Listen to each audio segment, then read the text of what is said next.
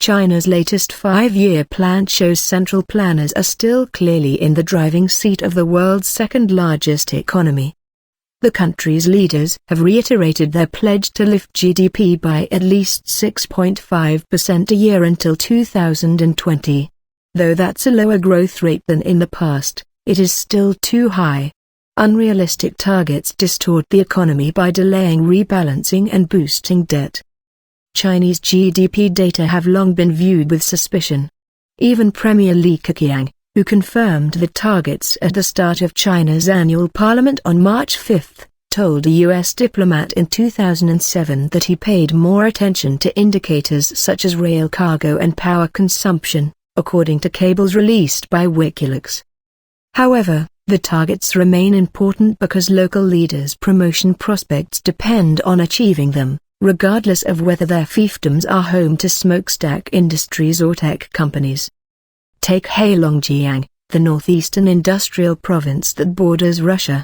Official growth in the region was about 5.6% in 2015, though some cities reported dramatically lower numbers. Economic output in Daqing, China's biggest oil-producing city, contracted by about a quarter.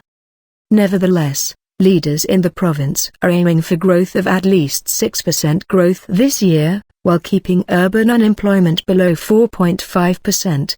Indeed, Li said that if China's overall growth rate dipped below the target of 6.5 to 7% in 2016, then GDP would have to expand more quickly in future so that the country could realize its ambition of doubling economic output in the decade to 2020. Those goals seem incompatible with sacking millions of workers in the coal or steel industries and clearing smog. Long-term targets also ignore the risk of external shocks. Global growth is slowing.